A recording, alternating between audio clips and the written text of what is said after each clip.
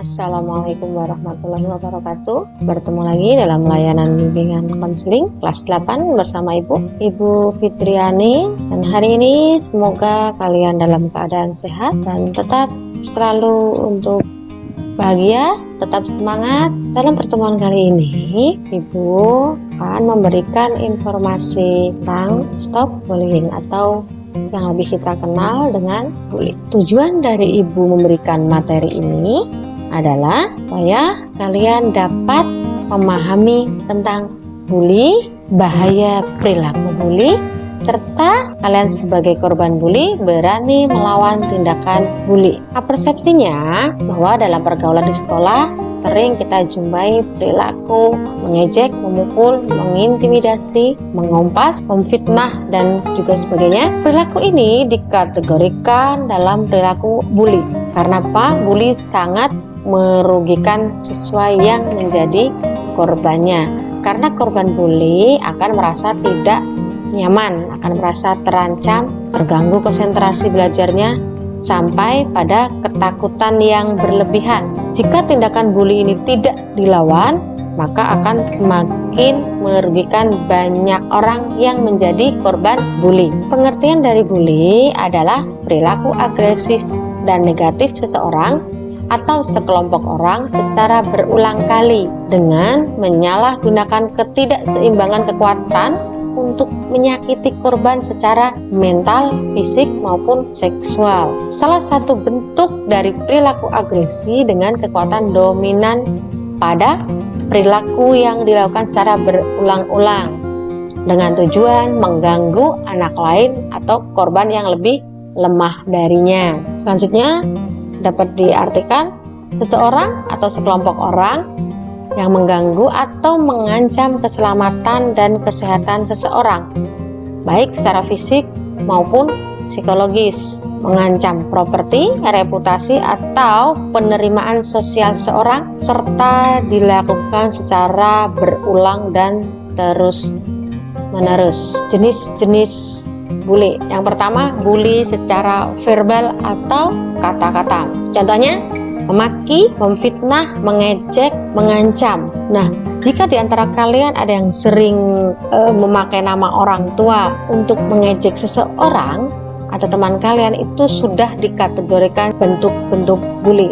Jadi, jangan sampai karena kalian ingin bercanda akan membuat orang lain menjadi tidak nyaman. Yang kedua, bully secara fisik, diantaranya memukul, menampar, memalak, mendorong, mencubit, mencakar. Memalak sendiri bukan hanya meminta uang, tapi barang-barang milik teman kalian yang kalian minta secara paksa, itu namanya memalak. Yang ketiga, bully secara relasional atau sosial. Bentuknya penghindaran, mengintimidasi, mengucilkan, mengabaikan, dan mendiskriminasi. Yang keempat, bully elektronik atau cyber. Biasanya contohnya yaitu kalian mengirim kata-kata kasar atau gambar yang tidak senonoh, di mana pelaku mengirimkan gambar-gambar tersebut melalui media elektronik atau kalian mengirim lewat media sosial dengan kata-kata yang kurang pantas. Itu sudah termasuk bully. Sebab-sebab dari bully, yang pertama, bully terjadi karena tradisi turun-temurun dari senior. Nah, contohnya seperti ini. Kalian sekarang kelas 8, dulu pernah merasakan dibully oleh kakak kelas kalian, mungkin kelas 9. Nah, sekarang karena merasa sudah kelas 8, merasa punya adik di kelas 7, maka hal yang pernah kalian terima waktu itu kalian praktekkan ke adik kelas kalian.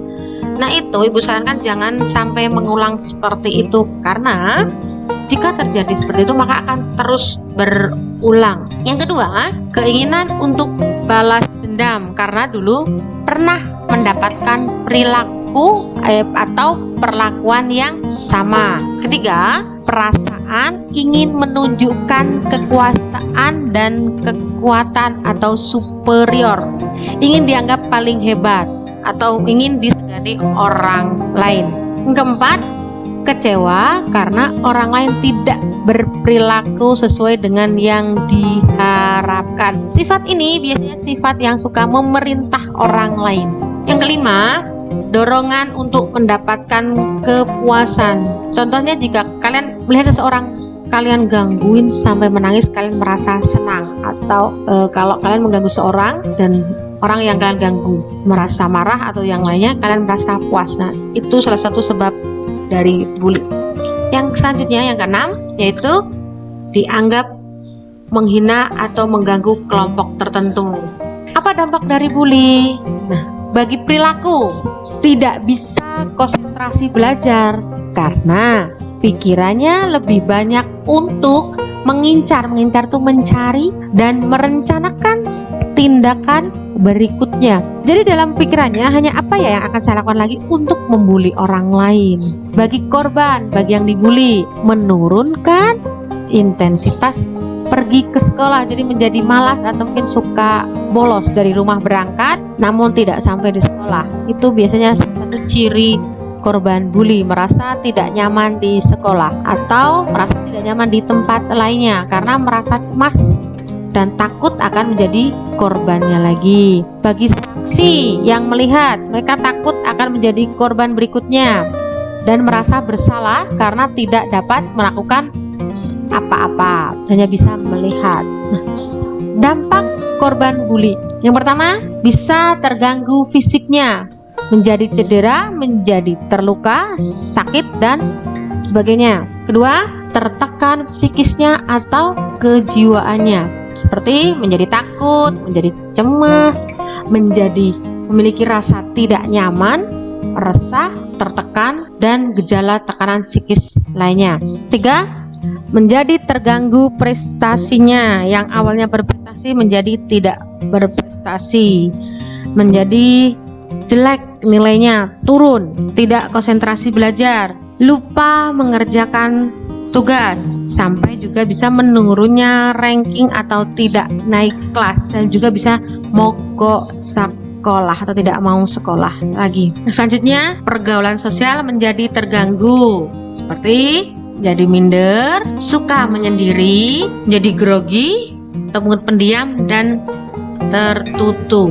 Karakteristik pelaku bully, pertama, agresif terhadap orang lain termasuk guru dan orang tua. Secara fisik lebih kuat, secara sosial dominan dan berusaha untuk menguasai orang lain. Ketiga, memiliki pandangan positif terhadap agresivitas. Keempat, memiliki masalah dalam mentaati peraturan, jadi suka melanggar aturan yang ada. Hanya peduli dengan keinginannya sendiri, sulit melihat sesuatu dari sudut pandang yang lain, hanya merasa bahwa pandangan dari dia, sudut pandang yang dia miliki yang paling benar. Menunjukkan sedikit empati.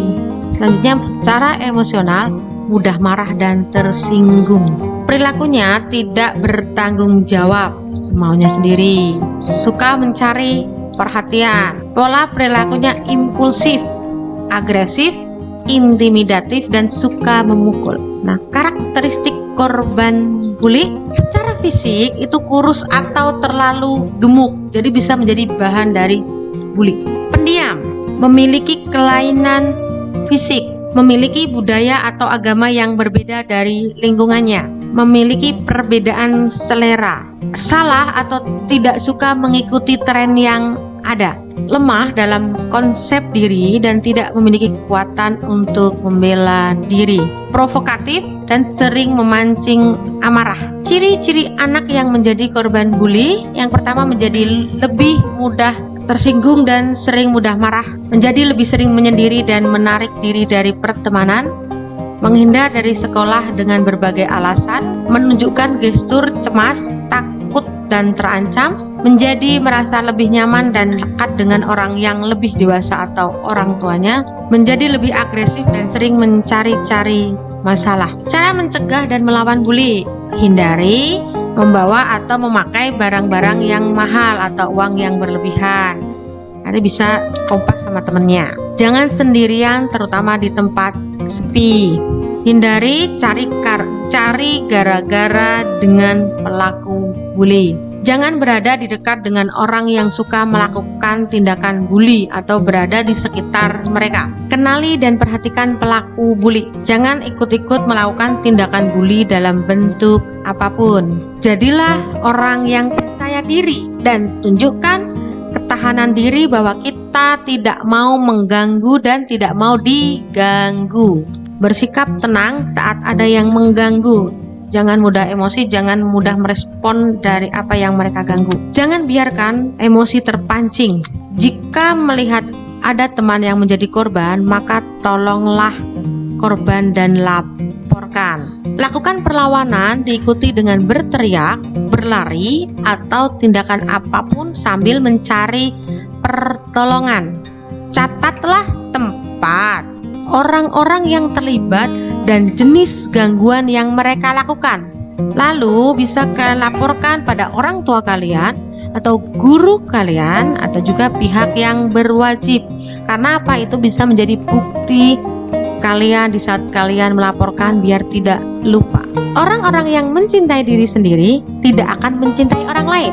Semakin kita membenci diri kita, maka semakin pula kita ingin orang lain itu menderita. Intinya orang yang membuli itu biasanya orang yang kurang bahagia. Orang yang kuat bukan mereka yang selalu menang, akan tetapi mereka yang tetap tegar ketika terjatuh.